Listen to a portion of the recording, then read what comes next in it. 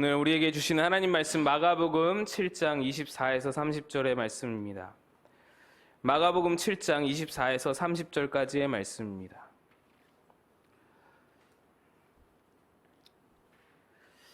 한 절씩 교독하겠습니다.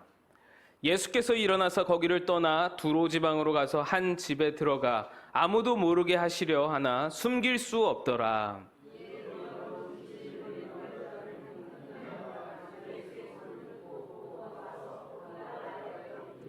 그 여자는 헬라인이요 수로보니게 족속이라 자기 딸에게서 귀신 쫓아내 주시기를 간구하거늘 전의 떡을 취하여 개들에게 던짐이 마땅치 아니하니라. 여자가 대답하여 이르되 주여 올소이다마는 상 아래 개들도 아이들이 먹던 부스러기를 먹나이다. 예수께서 이르시되 이 말을 하였으니 돌아가라. 귀신이 내 딸에게서 나갔느니라 하시매. 함께 읽습니다. 여자가 집에 돌아가 본즉 아이가 침상에 누웠고 귀신이 나갔더라. 아멘. 할렐루야.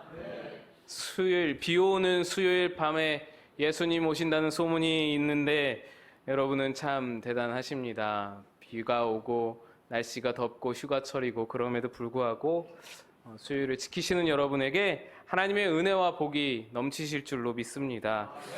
오늘 예수님은 오늘 본문에서 두로라 하는 이방 지역으로 나아가십니다. 이방인들에게 복음을 전하기 위함도 있고 또 예수님이 유대인들에게 워낙 인기가 많으셨던 터라 사람들이 무수히 몰려오고 또 많은 사람들이 모이는 만큼 예수님을 향한 반대도 많았기 때문에 예수님은 좀 한적한 곳에 가셔서 좀 쉼을 얻고자 그렇게 이방 지역을 찾아가십니다. 저 북쪽 지역으로 올라가십니다. 여러분 지난주에도 말씀드렸다시피 사내들인 공회에서 감시자들이 예수님께 붙었던 상황이었습니다. 예수님이 어딜 가시나 지금 그들이 따라다니고 항상 꼬투리 잡을 생각만 하고 있으니까 예수님이 얼마나 피곤하시겠어요. 거기다가 제자들도 굉장히 피곤했습니다. 오늘 본문 이전에 6장에 있었던 사건이 바로 오병이어 사건이었는데 이 오병이어의 기적이 있기 전에 성경 말씀을 보면 제자들이 많이 지쳐 있었습니다. 예수님께서 제자들을 둘씩 파송해서 선교 여행을 명하셨잖아요. 그래서 그렇게 선교 여행을 막 다녀오면서 얼마나 놀라운 기적이 일어나고 귀신들이 쫓아내지고 하나님 아버지께서 우리에게 권능을 주셔서 복음을 전파하고 귀신을 쫓아내고 병을 고치고 그 모든 이적들을 행한 그 직후에 이제 제자들도 영적으로는 충만하지만 육적으로는 좀 피곤한 그런 상태였죠. 그래서 함께 다 모였는데 그 모인 자리에 또 모여드는 사람이 워낙 많아서 제자들이 식사할 겨를도 없었더라라고 6장 이전에 나오고 있습니다. 예수님도 많이 지치셨고 제자들도 많이 지쳤습니다. 그래서 예수님이 그들에게 휴식을 좀 주시고자 우리 배를 타고 좀 한적한 데 나아가자 하고 가신 곳이 벳세다 광야였습니다. 벳세다 광야로 좀 쉬러 나아가셨는데 그곳에도 사람들이 예수님을 알아보고는 도보로 배보다 빨리 그곳에 이르러서는 오병이어 기적이 거기서 그렇게 일어나게 되었던 것이죠. 오병이어 기적이 일어난 후에도 좀 쉬게 되나 싶었지만 제자들은 역풍을 만나서 막 밤을 새워서 노를 젓고 그 바다와 풍랑과 사투를 벌였고요. 또 제가 말씀드렸다시피 수많은 무리가 예수님을 억지로 임금으로 삼고자 임금으로 추대하겠다고 그렇게 몰려들어서 예수님도 얼마나 피곤하셨는지 모릅니다. 그들이 또 게네사렛까지 또 쫓아와가지고 예수님과 제자들을 쉴 수 없게 그렇게 만들었던 것입니다. 게다가 그들 중에는 유대인들도 있었지만 이방인들도 있었고 예수님을 좋은 마음으로 따라오는 사람들도 있었지만 뭔가 꼬투리 잡으려고 뭔가 책 잡기 위해서 따라다니는 사람들도 있었음을 우리가 지난주 말씀을 통해서도 확인을 할 수 있었습니다. 어쨌든 이렇게 저렇게 계속해서 사람들에게 치이시다 보니까 예수님은 한적한 곳을 찾아서 이방 땅까지 이르게 되신 것입니다.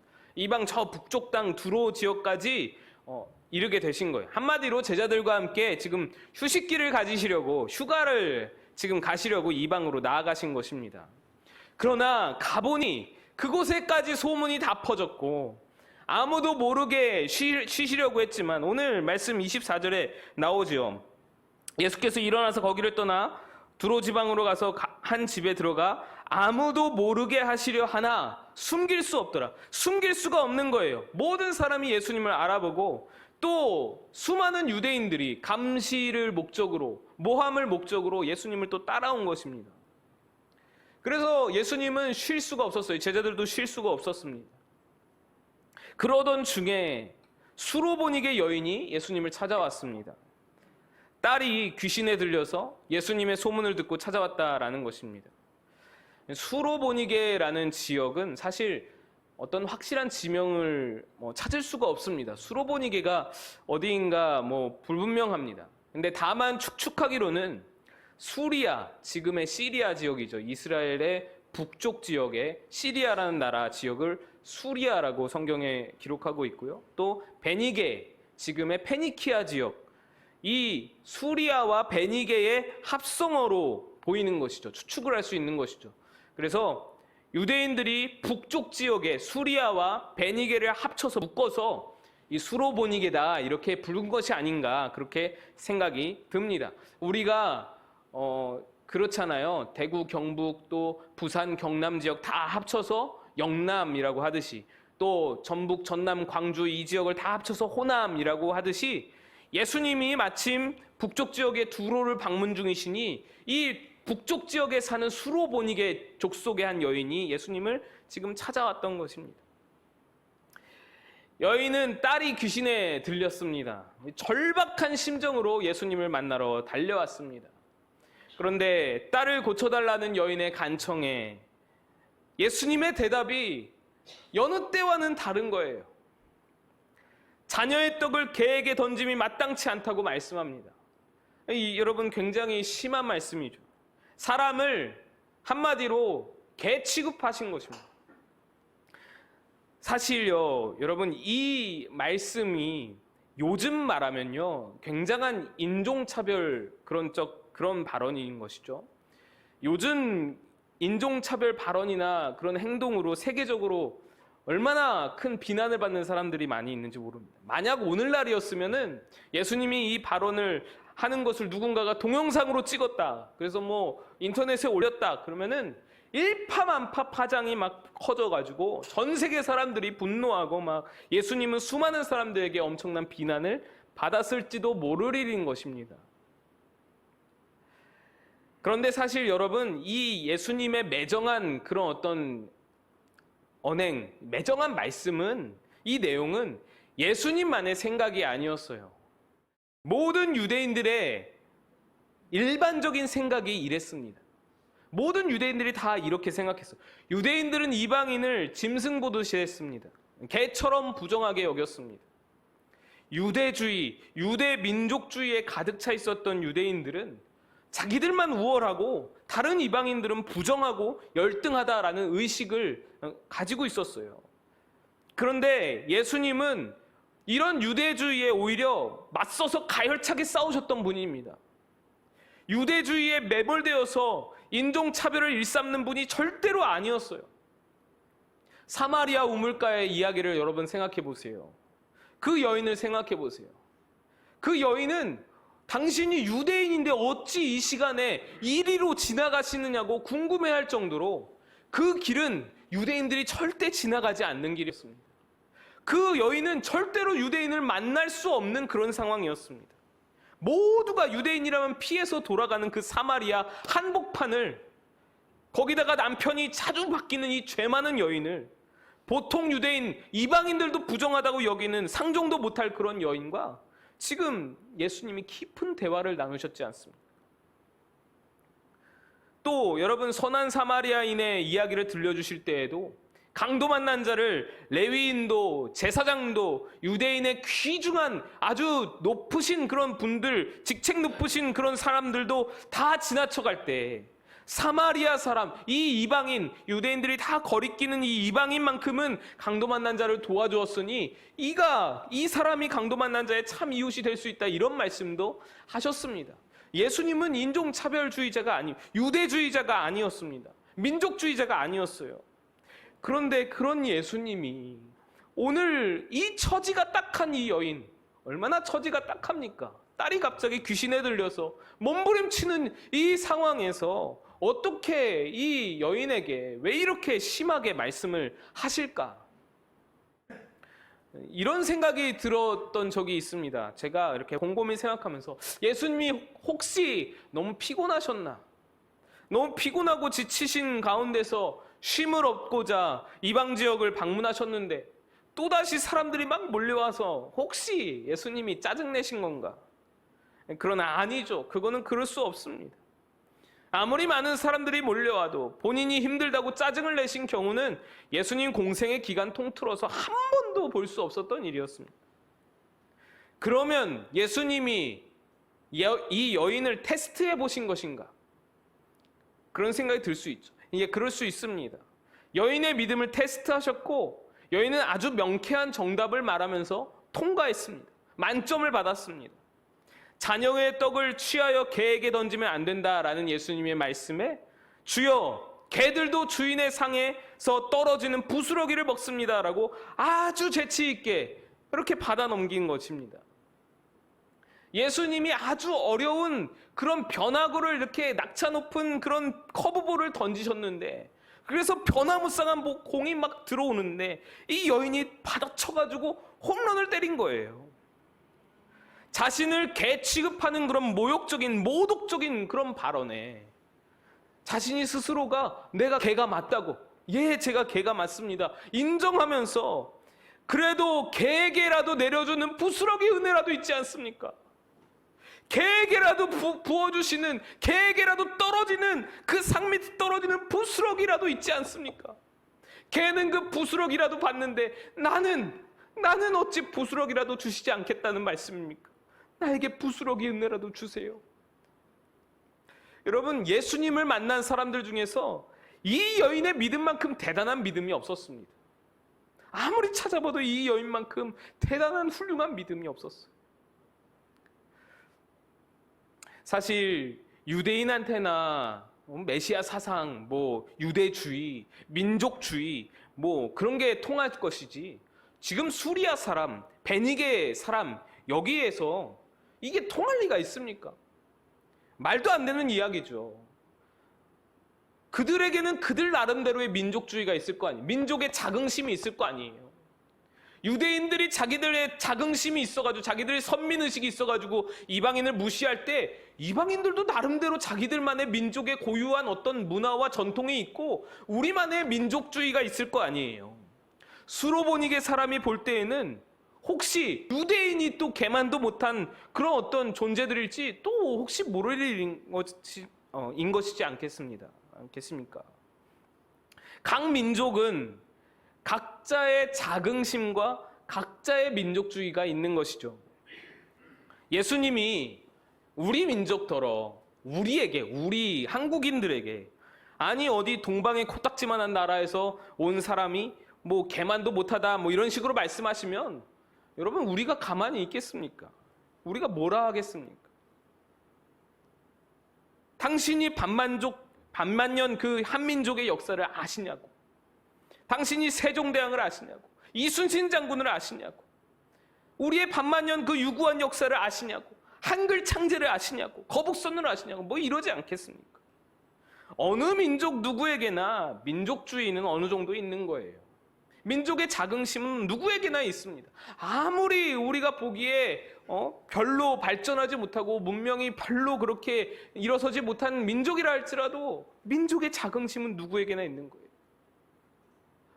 그런데 유대인이신 예수님께서 이 수로보니게 여인을 향하여서 이렇게 비하적인 그런 발언을 하셨는데 이 여인의 태도는 거기에 분노하지 않고 거기에 대응하지 않고 여인이 스스로 여인의 딸을 고쳐야겠다라는 어떤 절박함이 있기도 했겠지만 이 여인은 정말로 겸손함을 지녔습니다. 어쩜 이렇게 겸손할 수 있을지, 어쩜 이렇게 마음이 겸허할 수가 있을지. 그래서 예수님의 말씀에 동조하면서 스스로 개가 되기를 택하는 것입니다. 대단한 믿음인 것이죠. 예수님도 그 대답을 듣고서는 마치 그래 이게 정답이야 이렇게 말씀하시듯이 이 말을 하였으니 돌아가라 귀신이 떠나갔다 아주 그런 큰 은혜를 베풀어 주십니다. 테스트지요. 테스트로 보는 것이 맞습니다. 그런데요 여러분 이 테스트로 끝나는 게 아니에요. 테스트 자체가 예수님이 의도하신 전부가 아니었습니다.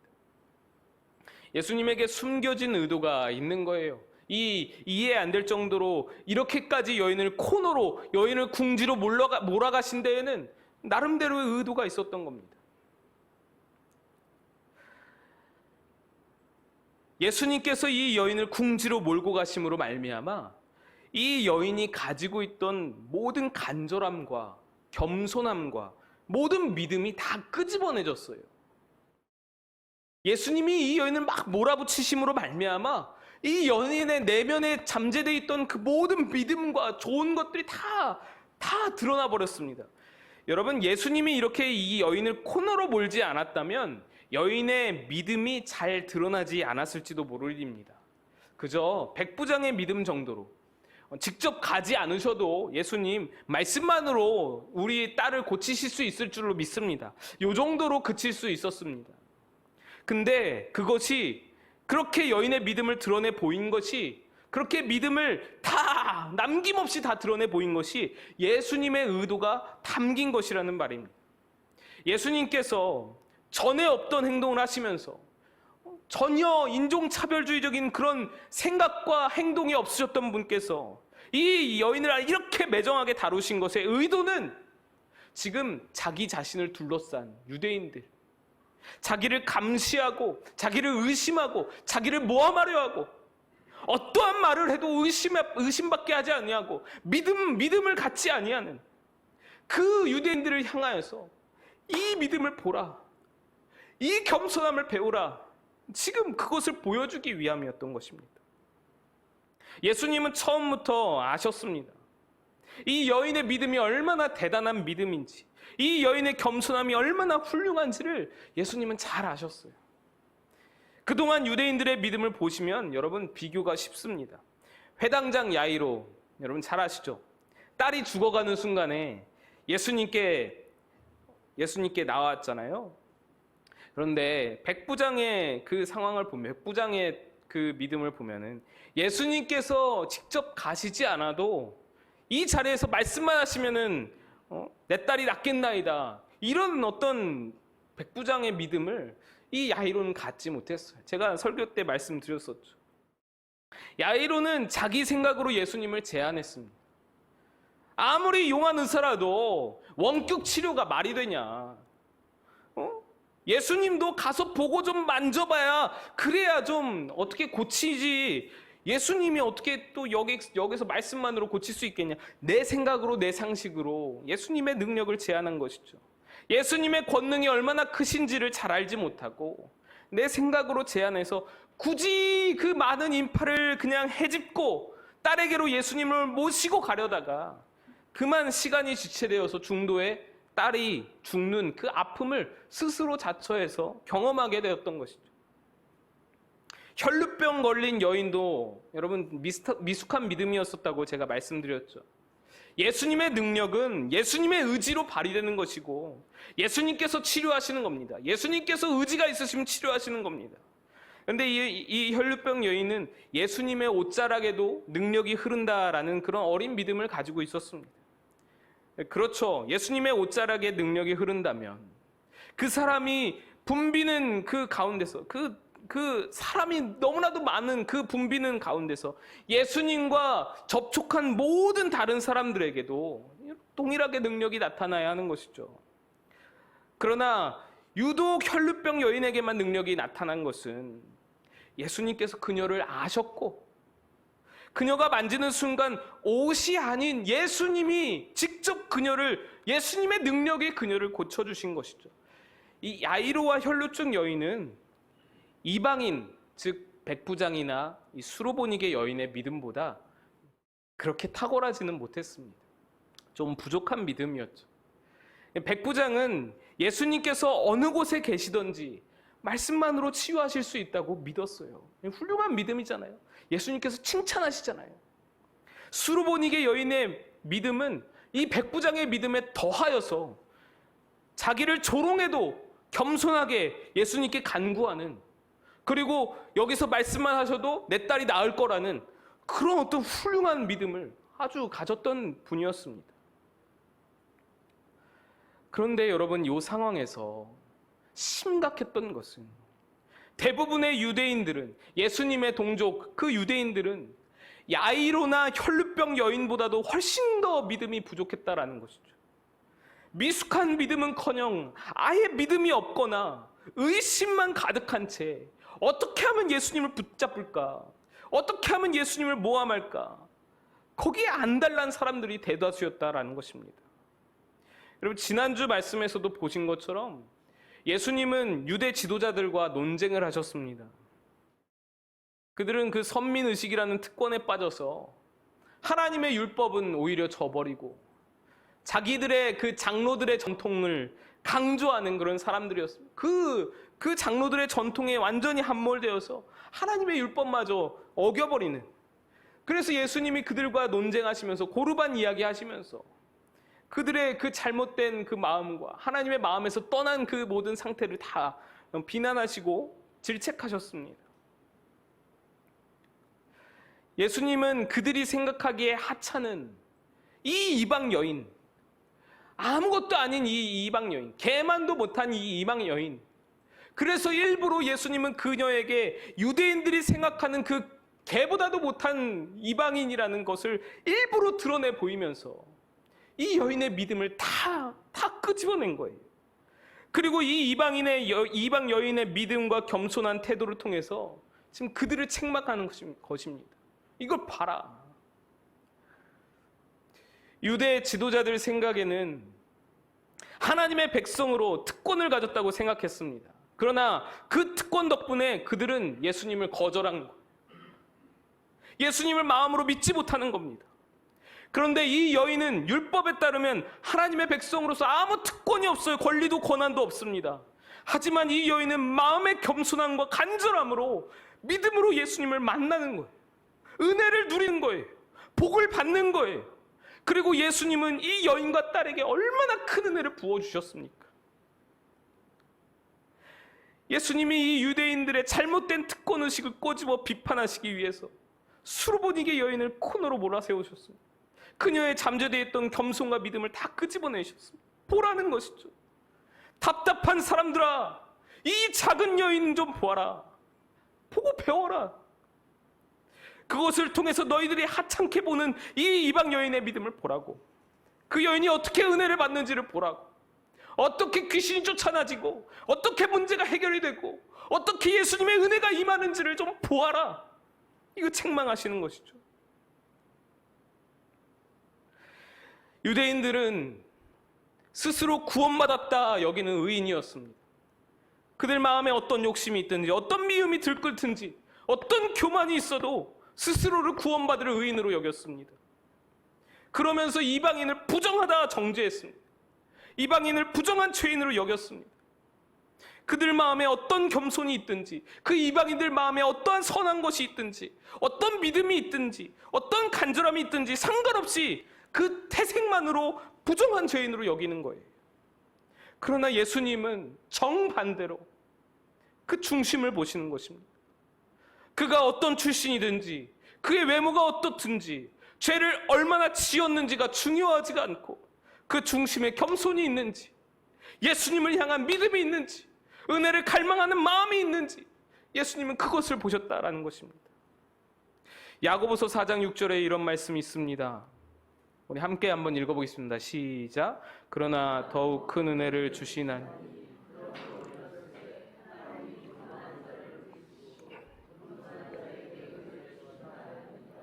예수님은 이 말씀 그대로 유대 지도자들과 수르보니게 여인을 대하셨던 거예요. 교만한 자들은 물리치시고 겸손한 자에게 은혜를 부어주시는 겁니다. 유대인이라 할지라도 동족일지라도 하나님의 선민일지라도 교만한 자는 물리치시고 겸손한 자에게 은혜를 더하시는 것입니다. 그런데요, 여러분, 예수님의 의도가 또한 여기서 끝나지 않습니다. 그분의 메시지는 여인을 테스트하시면서 유대인들을 또 책망하시면서 또한 2000년 뒤에 우리에게까지도 그 예수님의 의도가 향하고 있습니다. 우리에게는 과연 여인과 같은 믿음과 겸손이 이 은혜를 갈망하는 마음이 있는가? 우리는 과연 개만도 못한 그런 취급을 받더라도 하나님의 은혜 앞에 겸손할 수 있는 그런 믿음이 있는가? 우리에게도 혹시, 나에게도 혹시 유대인들과 같은 그런 교만함과 특권의식이 있지는 않는가?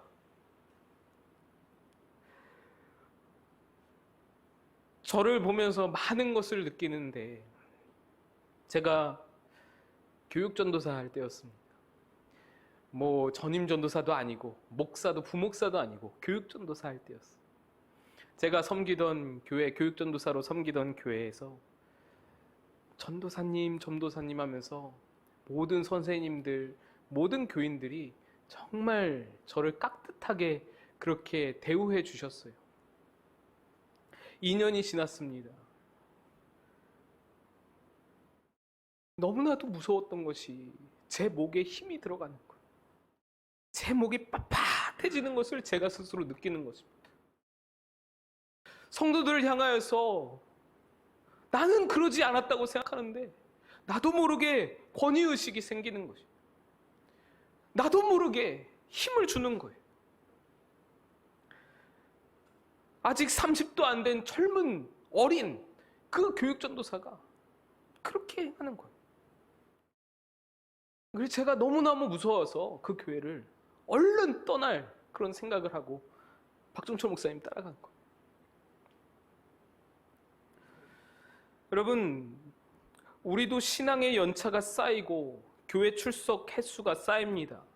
그런데 그 연수가 우리에게 겸손을 더하는지 아니면 어떤 특권의식이나 어떤 권리와 권한을 더하는지, 교만을 더하지는 않는지 우리가 스스로를 돌아볼 수 있어야 합니다. 이거는 자기 자신만 아는 거예요.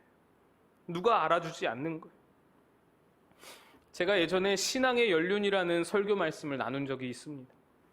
군대에서는 짬밥을 먹으면, 개월이 차면 연차가 먹을수록 먹을수록 노련해지죠. 스킬이 생기고요. 실력이 생깁니다. 그래서 존경받고 후임들 보기에도 아주 멋집니다. 이등병은 정말로 막 벌벌 떨면서 하는 일들을 병장은 아무렇지도 않게 뚝딱뚝딱 해내죠. 이등병들을 볼 때는 멋있는 거예요. 사회에서도 연차가 쌓일수록, 경험이 쌓일수록 일을 잘합니다. 그래서 직급도 높아지고 승진도 되고 연봉도 오르고 존경받고 높아지는 것입니다. 그런데 신앙은요, 신앙은 그렇지가 않습니다. 신앙은 연륜이 쌓일수록, 신앙이 깊어지면 깊어질수록 뭔가 어떤 높아지는 것이 아니라, 어떤 능력이 막 생기는 것이 아니라, 점차 막 의인이 되어가는 것이 아니라, 나중에 죽기 전에는 완벽한 의인이 되고 막 거룩한 사람이 되는 것이 아니라, 신앙의 연륜은 깊어질수록 오히려 죄인이 되어가는 것이죠. 만약에 우리가 스스로 더 높아지는 것, 더 의로워지는 것, 그런 것들을 우리가 신앙생활 할수록 원한다면 성철 스님처럼 성불하는 그런 불교로 가셔서 산속에 들어가서 동구불출 10년, 장자부라 8년 하시면서 도 닦아서 구원받는 그런 다른 종교를 알아봐야 하는 것이죠. 신앙인은 연륜이 깊어질수록 죄인이 되는 것입니다. 죄인이 된다는 말을 오해하지 마시기를 축복합니다. 죄를 더 짓는다거나 죄책감에 괴로워한다거나 그런 말이 아닙니다. 나를 발견하면 발견할수록 내 안에 더 죄가 많구나. 어제보다 오늘이 더 내 안에 더 죄를 많이 깨닫는 것, 내 안에 부족함을 더 깨닫는 것, 하나님 은혜 없이는 살아갈 수 없는 존재임을 더욱 하루만큼 더 깨닫는 것, 더 겸손해지고 하나님의 은혜를 더욱 크게 느끼는 것, 이것이 신앙의 연륜이지 않겠습니까? 신앙이 깊어지면 실제적으로 내가 짓는 죄는 하나 둘씩 줄어들겠죠. 그러나 내 안에 발견되는 악함은, 내 안에 발견되는 죄는 날이 갈수록 산더미처럼 불어나는 것을 느끼는 것이 신앙의 연륜 아니겠습니까? 나는 은혜 없이는 살아갈 수 없습니다. 나는 은혜 없이는 죽을 죄인입니다. 연차가 쌓일수록 느끼게 되는 것이죠. 수로보니게 여인의 마음을 여러분 한번 들여다보세요. 아무리 욕먹어도 조롱당해도 모욕당해도 예수님 없이는 내 딸 고칠 수 없어요. 예수님 나 가라고 해도, 나를 밀쳐내도 나는 계속 예수님 향해서 파고드는 거예요. 예수님 없이는 내 딸 고칠 수 없어요. 예수님 말고는 소망이 없어요. 이 겸손함과 이 믿음에 예수님께서 감동하여서 은혜를 부어주시듯이, 신앙의 연륜이라는 것은 해가 갈수록 자랑거리 늘어나는 것이 아니라, 뭔가 높아지는 것이 아니라, 오히려 내가 죽을 죄인임을 뼈저리게 깨닫고, 하나님 없이는 살 수 없어요. 하나님 없이는 나 하루도 살아갈 수 없어요. 하나님 없이는 이 문제 못 고쳐요. 해결할 수 없어요. 나 숨 쉴 수조차 없어요. 하나님 붙들고 살아가는 것이, 그것이 우리의 신앙의 연륜이 아니겠습니까? 여러분, 유대인들은 자기들만의 특권으로, 자기들만의 교만으로 그렇게 신앙의 연륜을 쌓아갔습니다. 하나님의 율법보다 전통과 자기의 유익을 먼저 두었기에 수천 년간 이어져 온 그 하나님의 택한 백성의 권한, 얼마나 소중한 선민입니까? 얼마나 하나님께서 애지중지 출애굽부터 키워오신 민족입니까? 그 모든 은혜와 축복과 권한을 다 잃어버렸습니다. 이와 마찬가지로 교만 하나가 우리 신앙생활의 30년, 40년 평생 쌓아온 신앙을 한순간에 날려버릴 수 있다는 것입니다. 교만이 무서운 것, 교만이 이토록 무서운 것입니다. 오늘 수로보니게 여인을 통해서 하나님께서 우리에게 말씀하여 주십니다. 교만한 자를 물리치시고 겸손한 자에게 은혜를 주신다 하였느니라. 신앙이 깊어질수록 수로보니게 여인과 같이 겸손함을 유지하시고 겸손함을 더하시는 그런 저와 여러분 다 되시기를 간절히 축복합니다. 우리 함께 기도하겠습니다. 하나님 아버지,